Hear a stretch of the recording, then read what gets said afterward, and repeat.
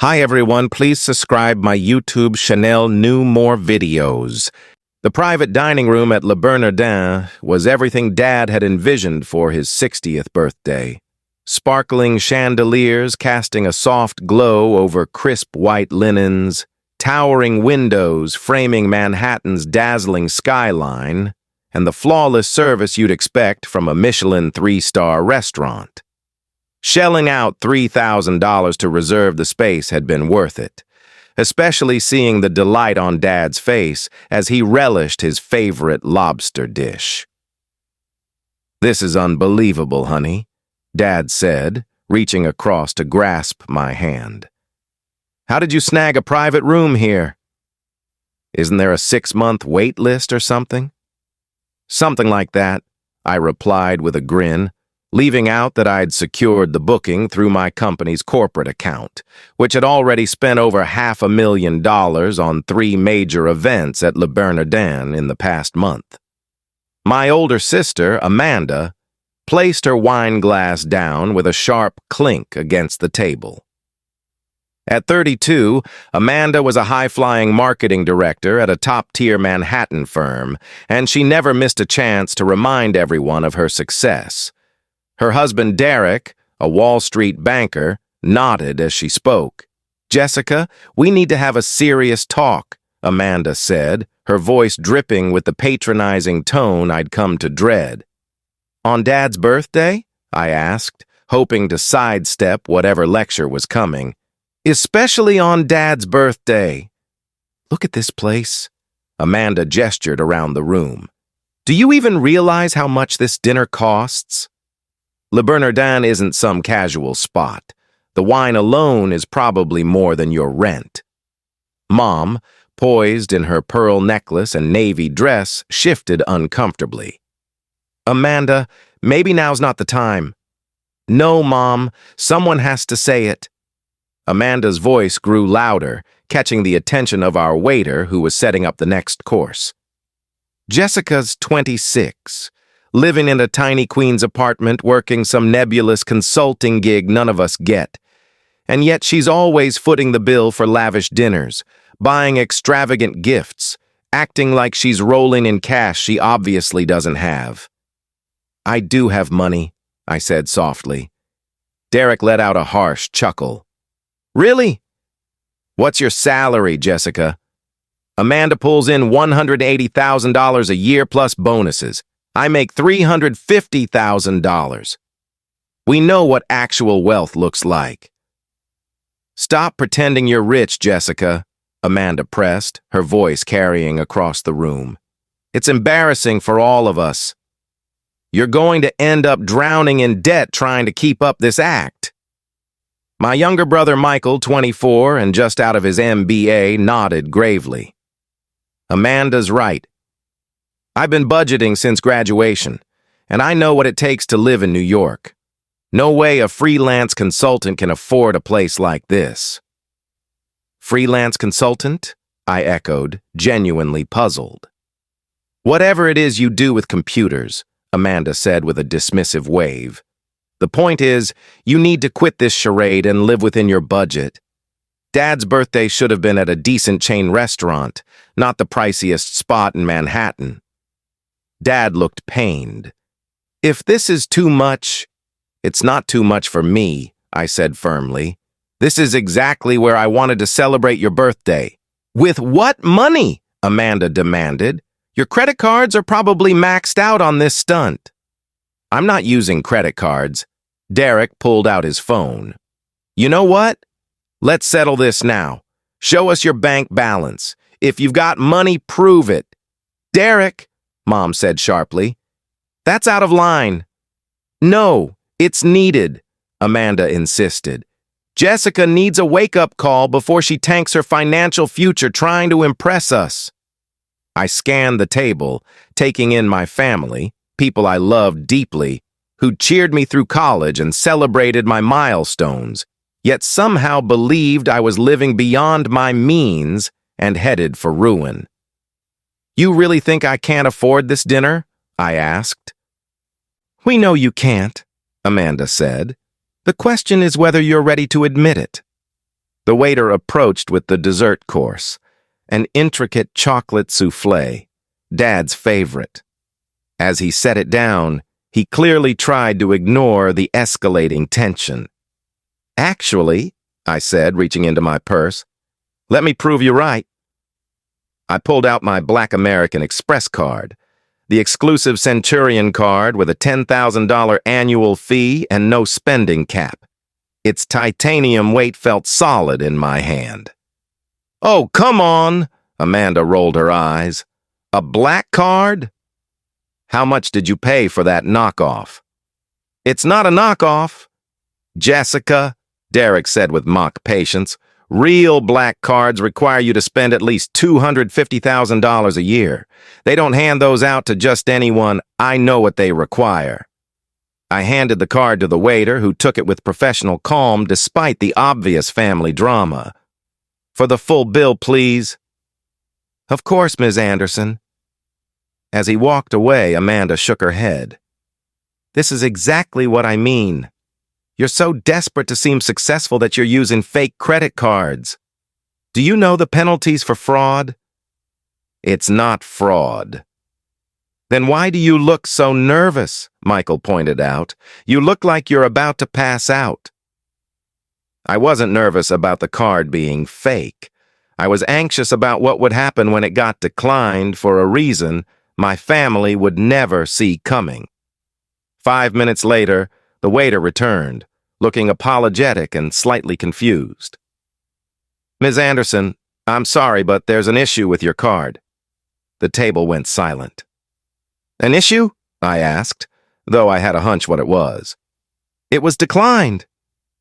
"Would you like to try another payment method?" The silence was deafening. Then Amanda burst out laughing.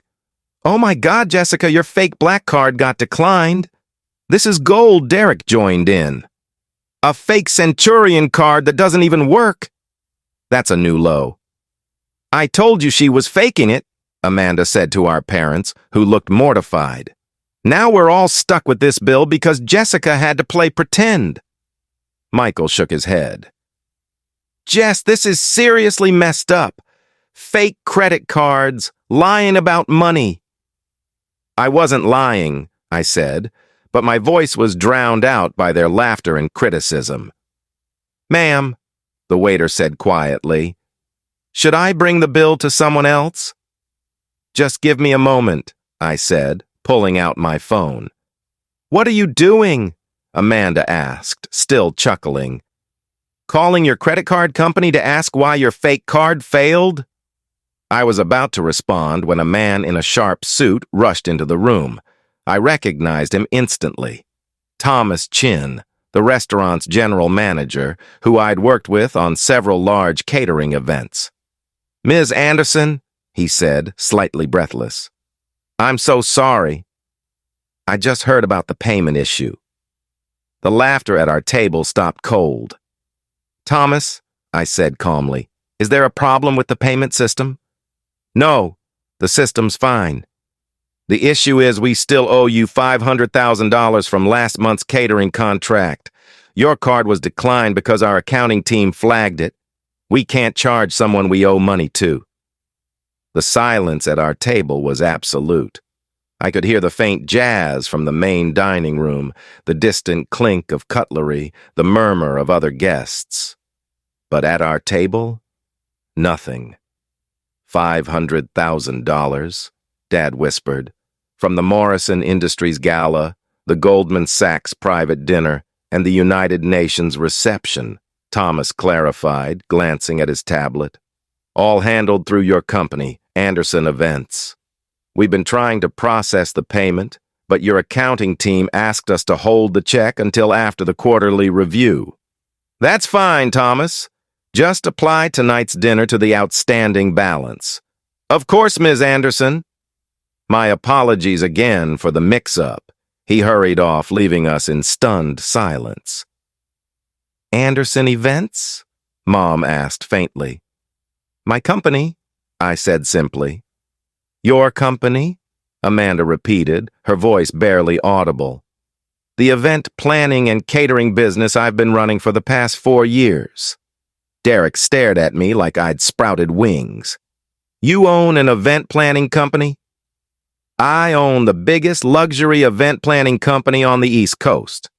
We manage corporate galas, private parties, weddings, and cultural events for high net worth clients and Fortune 500 companies. But you said you were a consultant, Michael said. I said I consult with people about events, which is technically true. Amanda's face had gone pale. How big is the biggest luxury event planning company? I opened my banking app and turned my phone so they could see. Last year's revenue was $47 million. This year, we're projected to hit $68 million. $68 million? Dad said weakly. Dollars? Dollars. Our clients include 12 Fortune 100 companies, 43 individuals with assets over $50 million, and we're the exclusive event planners for the United Nations, the Metropolitan Museum of Art, and the New York Philharmonic, the Met, Mom whispered. You know that cancer research gala you attended last month? The one that raised $12 million? I planned it. Derek was frantically searching on his phone.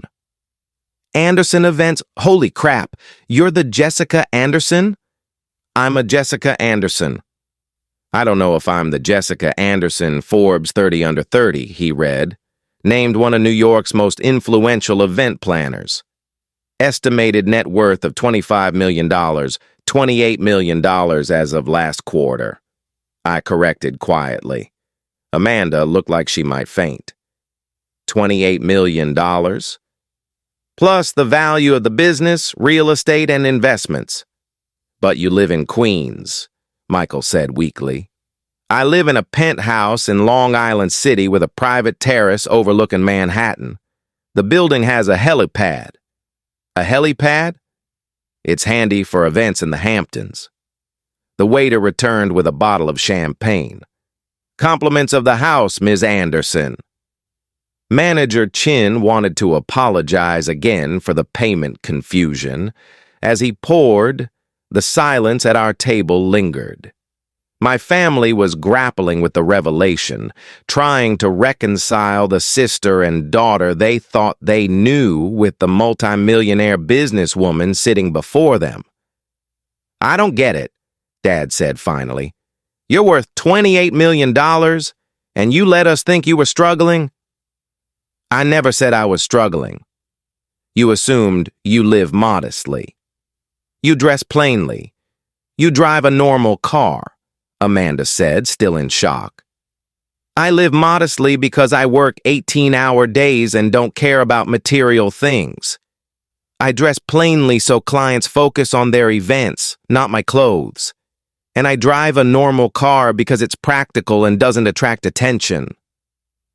But why keep it a secret? Mom asked, her eyes welling up. Because I wanted you to love me for me, not my success. I wanted to build something on my own, without anyone saying I got there because of family connections. We don't have connections in event planning, Derek pointed out. Exactly. That's why I knew my success would be mine alone. Amanda was scrolling through her phone, reading articles about my company. You planned the Bloomberg Foundation Gala, the one in Vanity Fair, and the Rockefeller wedding, the Goldman Sachs anniversary party, and the UN's 75th anniversary celebration. The UN event, Michael said slowly. That was on the news. They said it was the most expensive private event in New York history. $12 million budget, 6 months to plan and execute. And you did it, he said. I planned, managed, and executed it perfectly, just like I've done for 200 other major events over the past 4 years. Dad reached for my hand. Sweetheart, I'm so proud of you. But I'm also confused. Why hide this? Because I was afraid of this. I gestured around the table.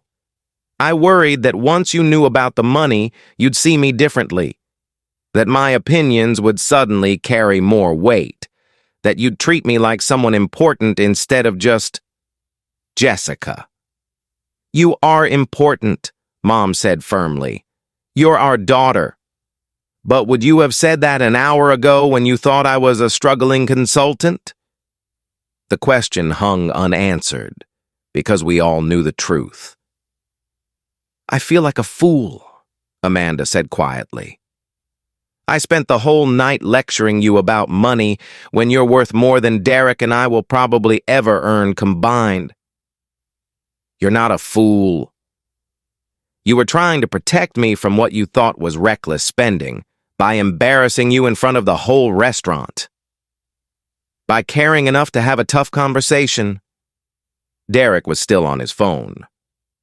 This article says you employ 200 full-time staff and 500 contractors. 237 full-time as of last week, I corrected. We just hired a new creative director. You have employees? Michael said, awestruck. Employees, Manhattan and Hampton's offices, a Queens warehouse, and vendor partnerships nationwide. And we thought you were broke, Amanda said, laughing despite herself.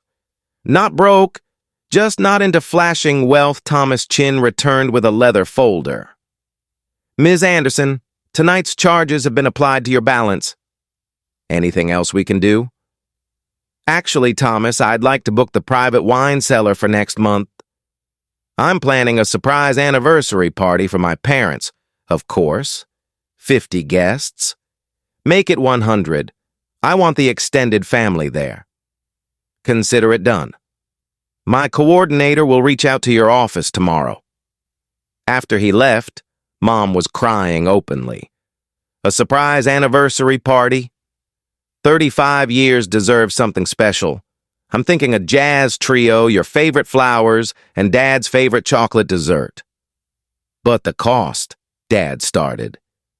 Dad, I plan $12 million events. Your anniversary will be the most important event I plan all year. Cost isn't an issue. Because you're rich, Amanda said, still processing. Because you're my family, and I love you. Dad raised his glass, his hand trembling slightly. To my daughter Jessica, who's been surprising us for years. To family, I corrected. And to the people who love you even when they think you're making terrible financial choices. To family, everyone echoed, and for the first time that night the laughter was warm and real. I have one more question, Michael said as we sipped our champagne. The black card that got declined? Completely real. Centurion cards get flagged when the merchant owes you more than you're trying to spend. Which happens to you often. More than you'd think. Catering involves big upfront costs and delayed payments. Amanda shook her head. My sister, the secret millionaire. Not secret anymore. Are you happy? Mom asked suddenly. With all you've built, all this success, are you actually happy? I looked at my family, who'd supported me through college and worried about my future, even when they didn't know my true financial situation. I love what I do. I love creating flawless events, exceeding clients' expectations, tackling complex logistics. And I love using my success to give Dad the birthday dinner he deserves. At Le Bernardin, Dad said, smiling through tears, the best restaurant in New York. Because that's where my father deserves to celebrate his 60th. Even if his kids thought his daughter couldn't afford it, Amanda added ruefully. Especially because his kids love him enough to worry about financial responsibility. Derek raised his glass again. To Jessica Anderson, event planning titan, and apparently the most successful person we know. To Jessica, Mom corrected, who remembered family matters more than secrets. As we left Le Bernardin, stepping into the crisp Manhattan night, I realized some truths are worth the momentary discomfort they bring. My family knew who I was now, and somehow, that made everything I'd built feel more real, more meaningful. Next time, Amanda said, linking her arm with mine, maybe start with, I'm a multimillionaire, instead of letting us stress about your fake credit cards. Deal, I laughed, as long as you keep worrying about my financial choices. Always, she said, though maybe with less public shaming next time. Where's the fun in that? The walk to our cars was filled with questions about my business, tales of celebrity clients and plans for the anniversary party. But mostly, it was filled with the easy, familiar chatter that comes when you stop pretending to be someone you're not. Sometimes, the greatest gift you can give your family isn't a fancy dinner or a lavish party. It's the gift of being truly, unapologetically yourself, even when that self is worth $28 million.